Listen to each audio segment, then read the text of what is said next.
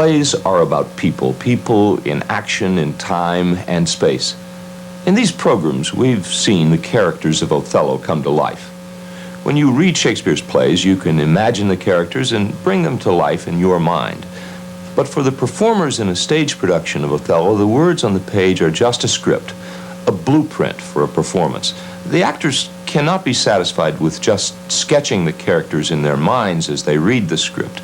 They must present fully rounded people that fit the playwright's and director's conception of the play's action. In this program, we will concentrate on the actor's task of bringing the characters to life on stage.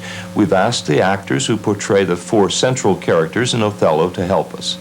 Jerome Butler plays Othello in the Illinois Shakespeare Festival production. We asked him what he looks for in the first reading of the role. I think when I first approach a role in that first reading, with the character in mind and knowing that I'm going to play the role, I try to get a sense of the flow of the play, what the character does, what's happening. Because that's probably one of the closest times for me where I'm going to be in the same state that the audience is going to be coming to the play. Even if they know the play, even if they're very familiar with the play, I'm certainly going to have had a lot more contact with it than they have. So in that first reading, I try to really keep myself open to what's happening. What pictures do I get as far as action is concerned? What does the play suggest to me as far as character action? What do I do? What's said about me? What do I say about myself? What do I say about myself that is true? What is my perception of myself? How does the character perceive himself, rather? And in that first reading, it's a good time to really kind of let yourself open up to a fresh look at the play, which is where you've got to be when you start that rehearsal process. You've got to be in a real receptive state. At the heart of any drama is conflict, a struggle between two or more opposing forces that creates the interest and excitement in the play. Iago is the person who makes the conflict happen in Othello. He is the catalyst of the conflict. He sets the conflict in motion by plotting against Othello. Early in the play, we learn that Iago has plotted with Roderigo against Cassio and Othello. Thus do I ever make my fool my purse. For I mine own gained knowledge should profane if I would time expend with such a snipe, but for my sport and profit. I hate the Moor, and it is thought abroad that twixt my sheets he's done my office. I know not if it be true, yet I for mere suspicion in that kind will do as if for surety. He holds me well, the better shall my purpose work on him. Cassio's a proper man. Let me see now, to get his place and to plume up my will in double knavery. How?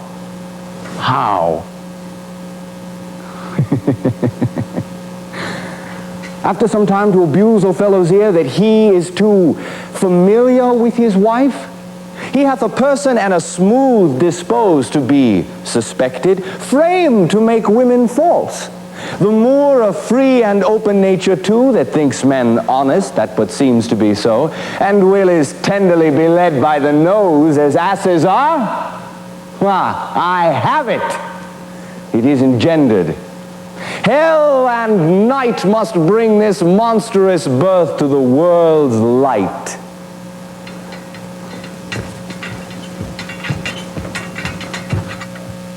Michael Elich is the actor playing Iago. We asked him what in this speech helped him develop the character of Iago. It's very important when you look at the text from an actor's standpoint that the thought process is continual with the words. As he's speaking, each idea comes out. So what's nice about this opening is that it's basically divided into 5 sections.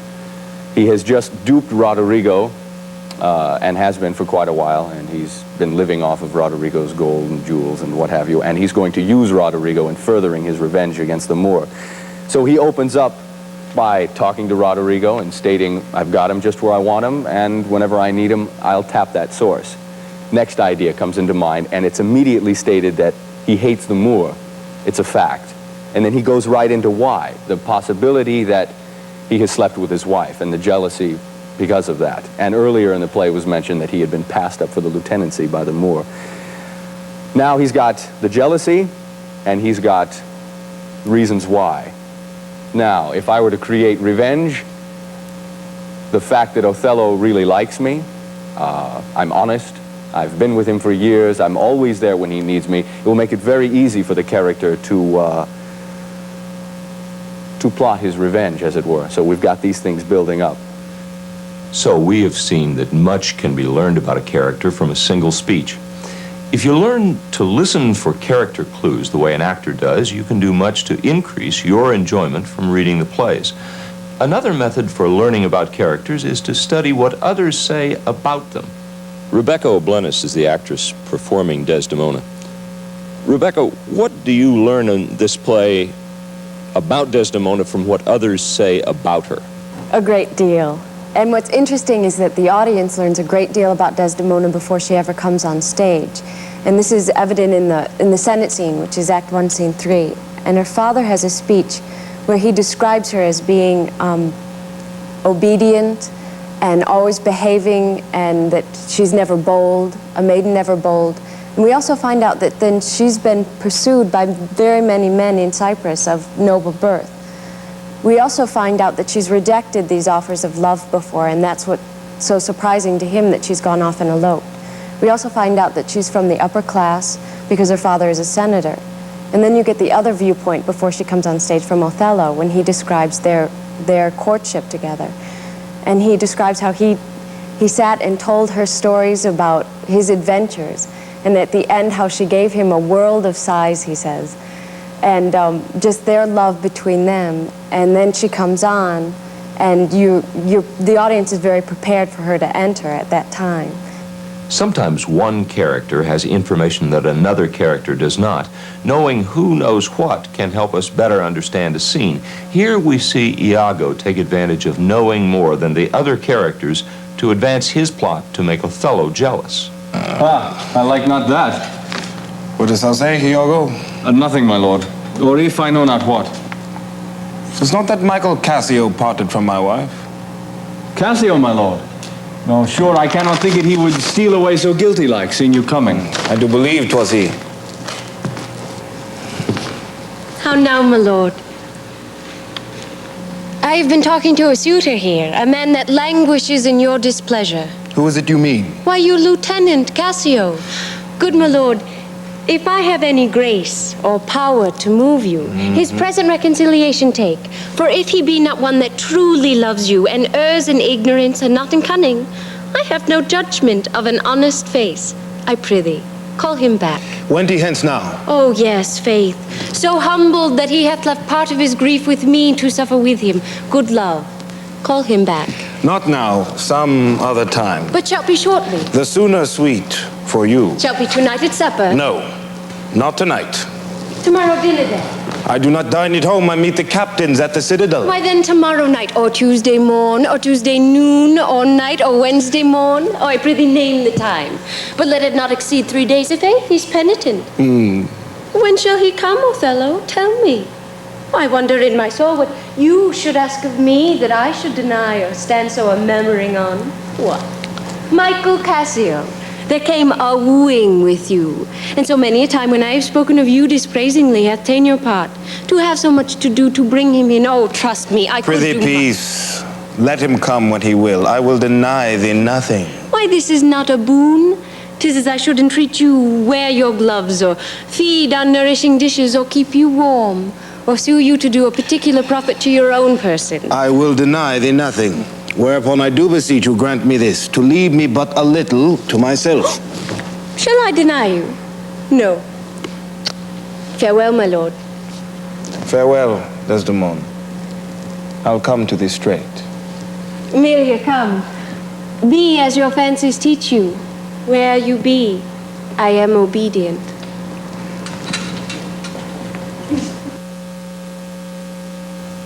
Now that we've seen Iago's subtle use of misinformation to misrepresent character, let's talk with our actors about how they discover reliable information about their characters from the text. I learned from the text how others perceive Iago through the way they talk about him. An example being Cassio's line, "I never knew a Florentine more kind and honest." It gives me the freedom as the actor to know that this is the way I'm perceived by everybody, so that my other side, my more devious side, has the freedom to work and do the things that he really needs to do to finish his revenge. The double face. Everybody perceives me this way, thus I can do this. I learn about a character from what I do in the script, and I find that Emilia attends on Desdemona. She jokes with her husband, she jokes with Desdemona and gives her advice about men. She pleads for Cassio's suit.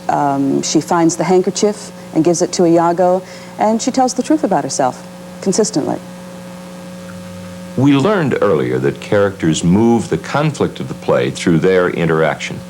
Many times, specific traits of the character lead the characters to make decisions that profoundly affect the play. Emilia, a loving wife, cannot refuse Iago's seemingly innocent request for Desdemona's handkerchief.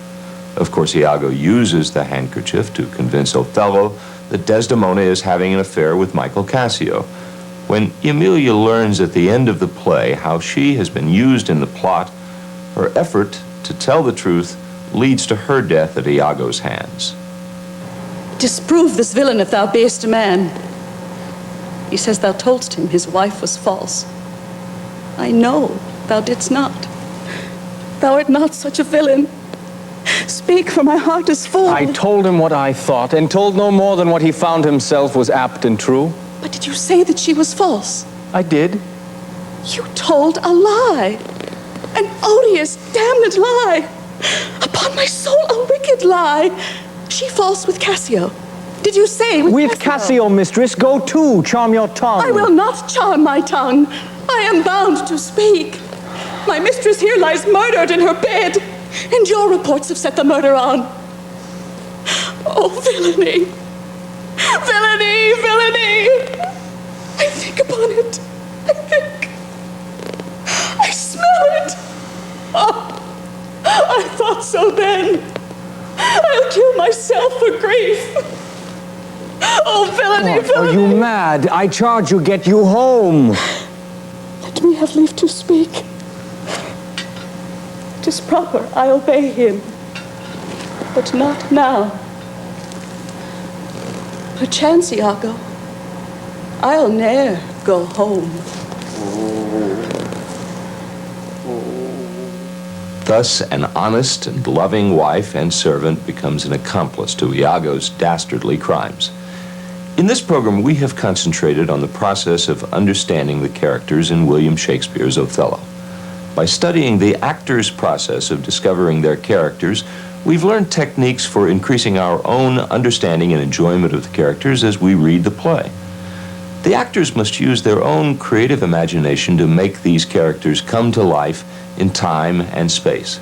When reading Shakespeare in your classroom, it's important to use your creative imagination as well. The visualization of Shakespeare's characters will help you to enjoy his works to the fullest. By learning and using this skill of imagination, you can bring to life in your mind Shakespeare on stage.